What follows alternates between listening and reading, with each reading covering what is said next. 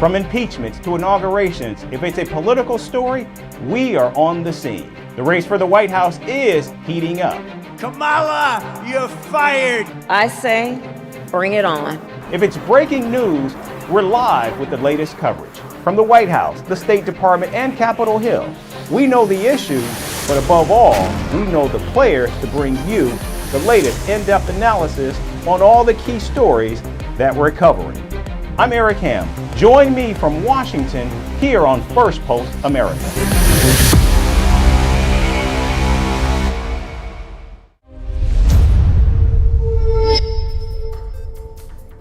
Hello and welcome to Firstpost America. I'm Eric Ham, coming to you live from the nation's capital in Washington, D.C. And over the next few minutes, we'll take you from the United States and around the world, covering all the top stories of the day. But before that, let's take a look at the latest headlines. Italian Prime Minister Giorgia Meloni meets Chinese President Xi Jinping. Meloni hails China as an important interlocutor in managing global conflicts. Foreign ministers from the Quad, the United States, India, Australia, and Japan meet in Tokyo. The four leaders discuss cooperation in maritime security and cyber defenses. Russia sends 3 warships to Cuba for military drills in the Atlantic Ocean. This is the second visit by Russian naval vessels to the Caribbean since June. President Joe Biden announces bold plans to reform the conservative-dominated Supreme Court. The president calls for term limits on Supreme Court justices who currently serve for life. An outgoing Indonesian president, Joko Widodo, shifts his office from Jakarta to the country's new capital in Nusantara. The $32 billion capital city will be officially inaugurated on Indonesia's Independence Day, August 17th.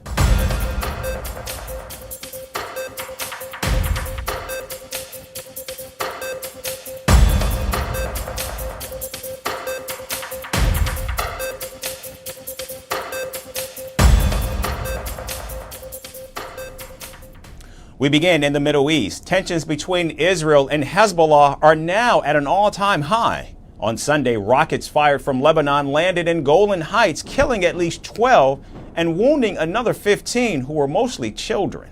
Israel says the children were playing soccer when the rockets directly hit the field. Now the Iran-backed Hezbollah has denied any involvement in the attack. Still, in retaliation, Israel launched airstrikes into southern Lebanon, killing at least 15 people. Meanwhile, the United States has pledged full support to Israel after the attack. The White House says that it has shared intelligence with Israel suggesting that the rockets were indeed fired by Hezbollah. However, Secretary of State Antony Blinken says that while Washington supports Israel's right to defend itself, it does not support an escalation of hostilities. We say that we are deeply saddened by the loss of life that we saw. There is no justification for terrorism, period. And every indication is that indeed the rockets were the rocket was from Hezbollah. We stand by Israel's right to defend its citizens from terrorist attacks. We're in conversations with the government of Israel. And again, I emphasize its right to defend its citizens and our determination to make sure that they're able to do that. But we also don't want to see the conflict escalate. We don't want to see it spread. That has been one of our goals from day one, from October 7th on. Now Israel says it will retaliate against Hezbollah in a manner and time of its choosing. Visiting the Golan Heights, Israel's Defense Minister Yoav Gallant ordered the Northern Command to prepare for war against Hezbollah inside Lebanon. I moved to the Northern Command to see the response plans. This is Hezbollah we are talking about, Iran's proxy in the region. Hezbollah will not be cleared of this event despite its ridiculous denials. It committed the shooting, and it will bear a heavy price for its actions. Echoing his defense minister's remarks, the Israeli Army's chief of staff said the military was now preparing for an escalation in the north against Hezbollah. We are significantly increasing our readiness for the next stage of fighting in the north. At the same time, we are fighting in Gaza. We are also able to attack very far away from the state of Israel. There will be more challenges. We will increase our readiness. We will act strong when needed. Now, in response to Israel's mobilization, Iran has come out in support of Hezbollah and termed Israel's retaliation an act of terror. The Zionist regime is manifesting the ugliest face of a gang of criminals. They are not a government. They are a gang of criminals, murderers, and terrorists. For years, Tehran has been supporting anti-Israel and anti-U.S. proxies in the region, including Hezbollah, Hamas, and the Houthis. Israel vows to extract a heavy price from Hezbollah for the deadly attack on children in the Golan Heights. Watch this space for more updates. Staying in the Middle East, amid skyrocketing tensions in the region, Turkey has decided to increase its anti-Israel rhetoric. Turkish President Recep Tayyip Erdogan has threatened to invade Israel in support of Palestinians in Gaza. Speaking to his country's defense industry, Erdogan said that Turkey could intervene in the war in Gaza as it had done in the past in Libya and Nagorno-Karabakh. What was our imports-exports in the defense industry, and where have they come to? Dear brothers, let none of these fool us. We need to be very strong so that Israel cannot do these ridiculous things to Palestine. Just as we entered Karabakh, just as we entered Libya, we can do something similar to them. There is no reason for us not to. We only have to be strong so that we can take these steps. Now, Erdogan was referring to his past actions in 2020 when Turkey sent troops to Libya in support of a United Nations-backed accord. Turkey has also actively supported Azerbaijan with military training and technology in the conflict with Armenia over the disputed Nagorno-Karabakh region. Now, following the threat from Erdogan, Israeli leaders called the Turkish president a wannabe dictator. Israel's opposition leader Yair Lapid has urged NATO nations to condemn the threats made by Erdogan, as Turkey is a NATO member. Meanwhile, Israel's foreign minister has compared Erdogan to the slain Iraqi dictator Saddam Hussein. In recent months, the Turkish president has launched a string of verbal attacks against Israel and its prime minister, Benjamin Netanyahu. And this is not the first time that Erdogan has threatened Israel. In fact, while addressing the parliament in May, Erdogan said that Israel is a rogue state and has to be stopped by Ankara. At the same speech, Erdogan announced that Turkey had ended all trade relations with Israel over the war in Gaza. Now the United States and other NATO members are yet to comment on Erdogan's threats, which have only grown bolder and more direct against Israel in the 10-month-long war against Hamas. And moving to South America, Venezuelan President Nicolas Maduro won a historic third term in Sunday's presidential election. However, his re-election has been rejected as fraudulent by the opposition, which claims its leader, Edmundo Gonzalez, had received 70% of the vote. Meanwhile, several countries, including the United States, Peru, Argentina, and Italy, have also raised doubts about the election's credibility. Here's our report with the latest updates regarding the disputed election results. Felicitamos entonces al nuevo presidente de la República Bolivariana de Venezuela, candidato Nicolas Maduro Moro.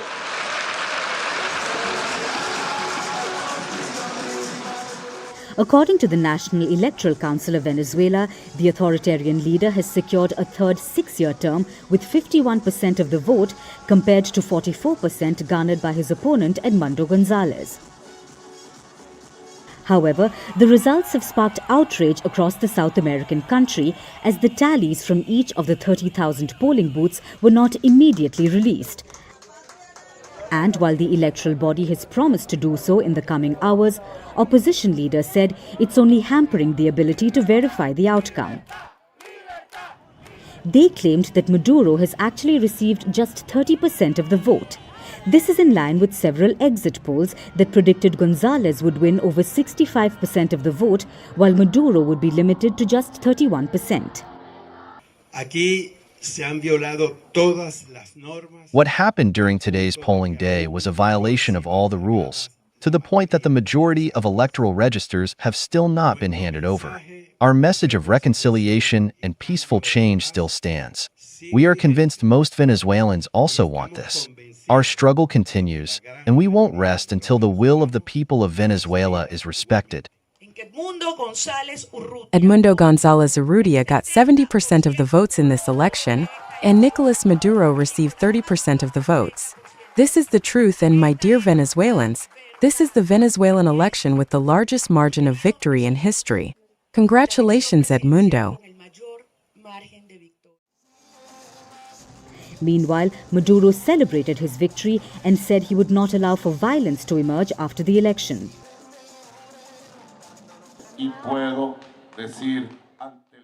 I can say in front of the people of Venezuela and the world, I'm President Nicolas Maduro Mora, re-elected President of the Bolivarian Republic of Venezuela, and I will defend our democracy, our law, and our people. I tell you, people of Venezuela, they tried to stop the announcement. They tried to rob electoral centers.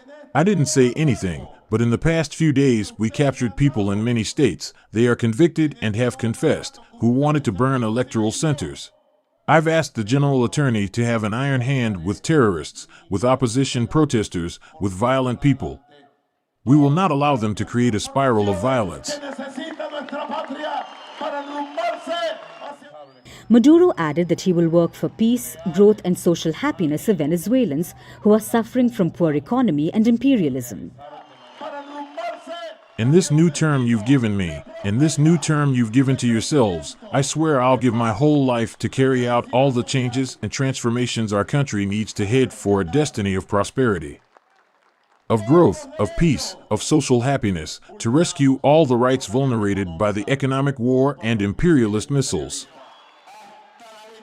The president further said the election results were transparent, but alleged unidentified hackers infiltrated the voting system.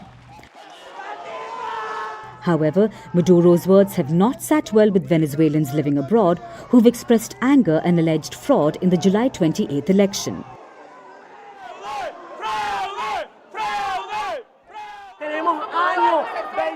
We've fought against this dictatorship for 25 years. We demand the international community to act. Today, the defeat of the miserable dictator Nicolas Maduro was obvious. Enough. We defend our 3 colors, our 7 stars. Today, we want Venezuela to be free and respect the people's decision. Glory for the courageous people that will get out to defend their rights. We were robbed again of our freedom, the smile of seeing the family again, and not seeing them on a TV or seeing them on the phone and asking them, "How are you? What did you eat? We want to go back home." Leaders across the world have also reacted to Maduro's win, with the United States expressing serious concerns over the results. We have serious concerns that the result announced does not reflect the will or the votes of the Venezuelan people. It's critical that every vote be counted fairly and transparently, that election officials immediately share information with the opposition and independent observers without delay, and that the electoral authorities publish the detailed tabulation of votes. The international community is watching this very closely and will respond accordingly. Joining the US are Chile, Argentina, Guatemala and Uruguay, who are also raising doubts about the credibility of the election. Spain, Italy, Colombia and the European Union also demanded transparency, while Costa Rica rejected Maduro's re-election and Peru recalled its ambassador to Venezuela for consultation over poll results. Meanwhile, Bolivia, Honduras, Cuba and China congratulated 61-year-old Maduro on his historic electoral triumph. Since 2013, Venezuela has seen its GDP drop by 80% under Maduro's presidency. This has pushed over 7 million of the 30 million citizens to flee the country. Maduro has also been accused of locking up critics and harassing the opposition. And now it remains to be seen what the future holds for Venezuelans under Maduro's presidency, who has already been in power for 11 years. And from one election to another, here in the United States, Vice President Kamala Harris and former President Donald Trump upped the ante at their rallies with just 100 days to go until Election Day. In Minnesota, Donald Trump verbally attacked Kamala Harris and said that she would deliver chaos and mayhem to the United States if elected in November. Harris presidency means 4 more years of extremism, weakness, failure, chaos, and probably World War III. I really believe it. They have no, that's why this happened today in Israel. Shocking that it happened out of nowhere. A Trump victory will bring back leadership, competence, common sense, and strength to the Oval Office. That's what we had. We had no wars. We had no wars. Continuing with rhetoric from last week, the Republican called Kamala Harris a person with radical left ideologies. Now, Kamala, we have a new victim. We have a brand new victim. And honestly, she's a radical left lunatic. And she is, when you find out about her, all I have to say is defund the police. That was her big thing. Let's defund the police. And joining Donald Trump in attacking Kamala Harris was his running mate, J.D. Vance, who gave a fiery speech about his loyalty to the country. I'd like to ask the Vice President, what has she done to question my loyalty to this country? I served in the United States Marine Corps. I went to Iraq for this country.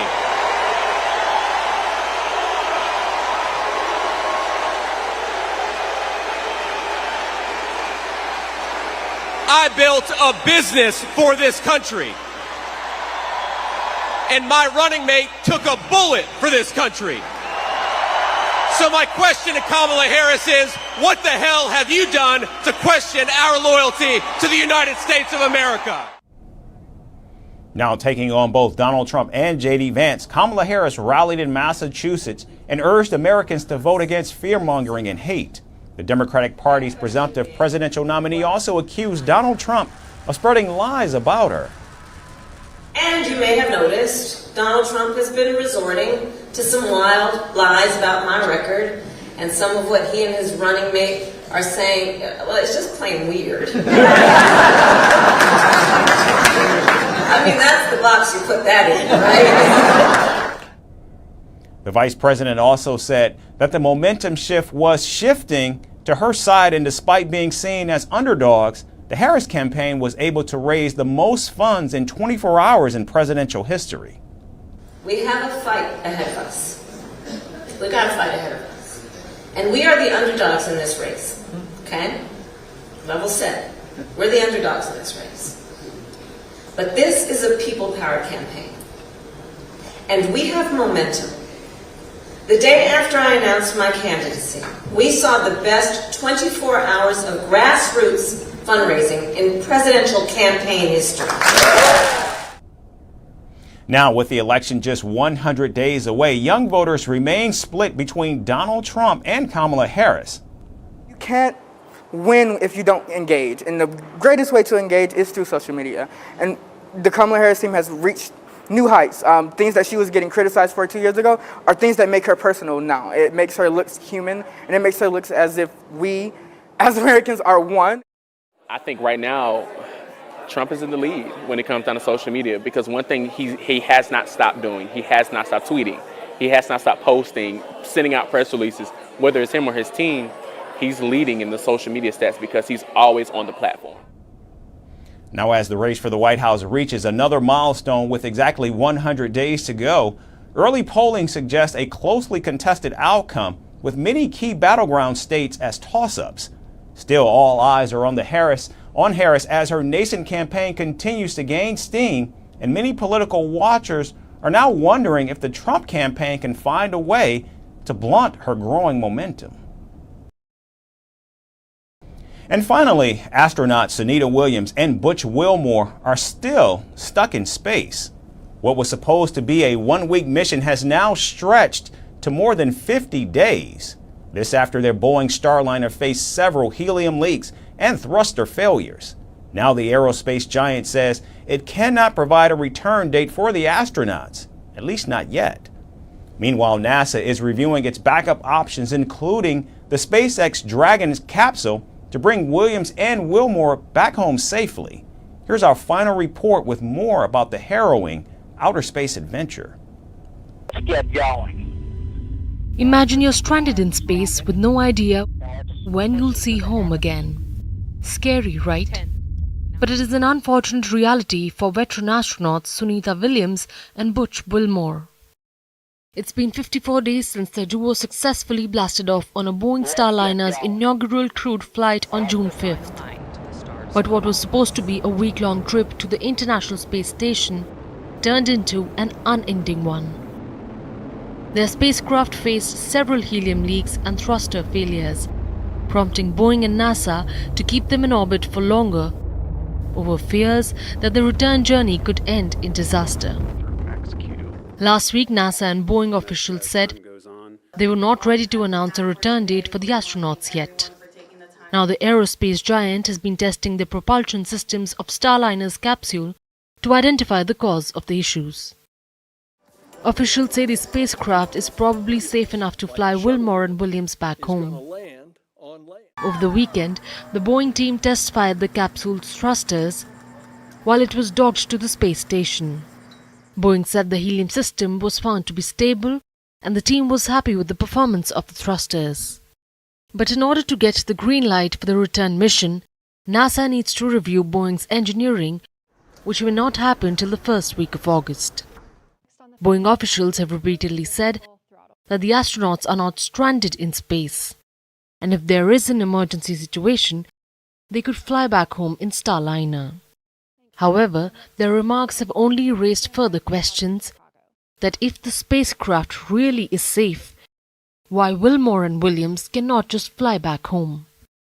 Meanwhile, NASA says there are some other backup options that are being reviewed to bring the astronauts back home. This includes the Dragon capsule of Elon Musk's SpaceX. Dragon has been flying crews to the ISS since May 2020 and accommodates 2 to 4 people. However, it can also fit more people in case of an emergency. In the meantime, Williams and Wilmore have been conducting science experiments, like performing ultrasounds on their veins to understand how space affects the human body, and growing plants in microgravity. The astronauts have also been keeping themselves busy with chores like cleaning toilets and making phone calls to their families in their free time. They even incorporated the Paris Games spirit and participated in their own version of Olympics, and that too in space. They've also expressed confidence Thank you all so much. that the very same Starliner that has trapped them in space would be fixed to return them home safely. I feel confident that if we had to, if there was a problem with the International Space Station, we can get in our spacecraft and we can undock, talk to our team, and figure out the best way to come home. Like I said, we've practiced a lot, so I have a feeling, I have a real good feeling in my heart that the spacecraft will bring us home, no problem. I can tell you that this is the world of test. This is a tough business that we're in. Human spaceflight is not easy in any regime. And there have been multiple issues with every spacecraft that's ever been designed, and that's the nature of what we do. You know, that mantra you've heard, failure is not an option. That's why we are staying here now. With no end in sight to Williams and Wilmore's near 2-month ordeal, only time will tell when their faulty Boeing spaceship will be ready to fly again. That's our show for today. We certainly thank you so much for tuning in. We hope to see you right back here again tomorrow. Thanks again for watching.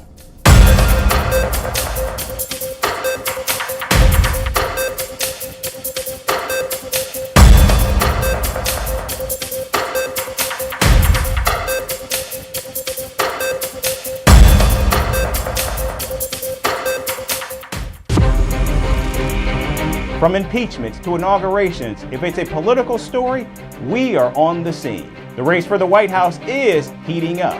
Kamala, you're fired. I say, bring it on. If it's breaking news, We're live with the latest coverage from the White House, the State Department, and Capitol Hill. We know the issues, but above all, we know the players to bring you the latest in-depth analysis on all the key stories that we're covering.